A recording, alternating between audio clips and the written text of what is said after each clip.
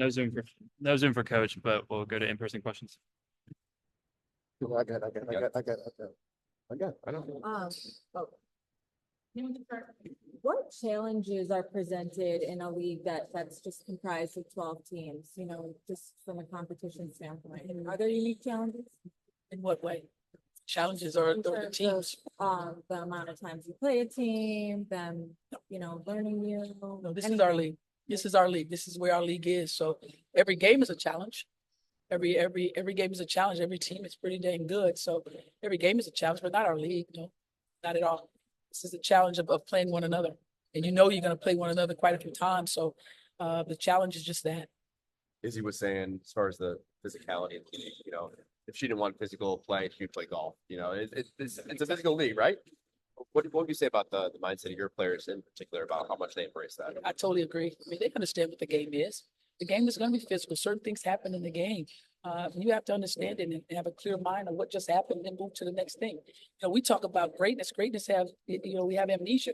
You have amnesia and you get to the next play. Some things are going to happen. It's not intentional. It's not intentional at all. It just happened in the game and you try to move in the flow. That's what it is. Do you think something like what happened on Sunday with Angel? I'm not even going there. But just that can get overblown. Yes. You say moving on. You have to move on. The referees made their call, and we moved on. No way was it intentional in any way at all. It wasn't intentional. The ref made their call. We accept the call and we just continue to play. Is there some reason why though it keeps getting overblown though? I don't know. I can't even answer that. I don't know. I'm not trying to get in the head of people. I'm trying to get in the head of my players. And that's it. That's all I'm trying to do. Everyone has their opinion. You have your opinion, but we have to go and play games. That's what we want to prepare for. But I can't speak for other people. I can't. Speaking of head your players are head at, after 3 straight losses. Obviously, especially players like the rookies who've had so much success in college, they're not used to this. How do you see them responding? We just had a heck of a practice. We had a heck of a practice, and we're pleased with where we are. We worked on a lot of things that we need to be better with. We recognize we need to be better. The practice was full of energy. The effort was great. The enthusiasm, the communication, the high fives, the fun, it was there. And that's what's needed. We still have a lot of games remaining. You can't fall apart now. You come together. And that's what we did. We came together in a very, very good way.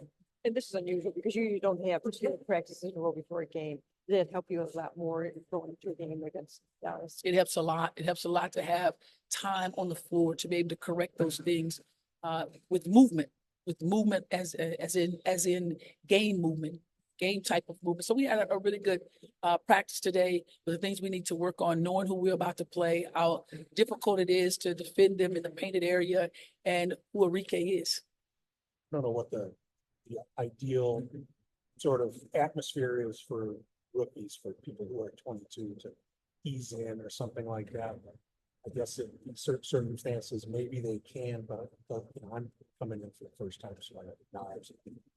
Doesn't seem to be the case with Angel, or if your rookies like they have a lot of them. Talked about it. Seems like a lot. Are you concerned about the pressure around them? Just what it might be building toward? You have to be careful. My job is to make sure that they're okay, and I'm gonna make sure I do it every single day. Do you feel like you're good at that? I'm great at that. I'm great at that. I'm not good at that. I'm great at that. Because they're gonna know that I care, that we care, and that's really what matters, right? We're family. Really doesn't matter what happens on the outside. Really doesn't matter what other people are saying, what the expectations of others are. It's all about what we think as a group, as a family here. And we have their back. We understand the things that people say, things they say about our team. We're okay. We're still being spoken about. So I think that might be a good thing, right? Yeah, I came today wanting to talk to Angel. Yeah. Not criticism of her or blame, but just it didn't go. It seemed like we want to be asked how you're doing, which is really what I well said, and there it is. I think sometimes we fail to realize what the athlete might think. What is she thinking? How does she feel? I think sometimes we just fail to realize that, because it's almost like every time she speaks, it's something wrong with what she says. It's something wrong with what she does. It's what it seems like. But what we do here as a team, that's really all that matters. It's really all that matters. And that's what I care about more than I don't care about the outside noise. What about, this is outside, but is there advice you would give? I give it to her all the time.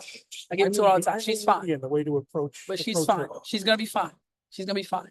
I mean, she's fine. Any more for Coach? Thank you all so much. I appreciate it. Thank you. Thanks.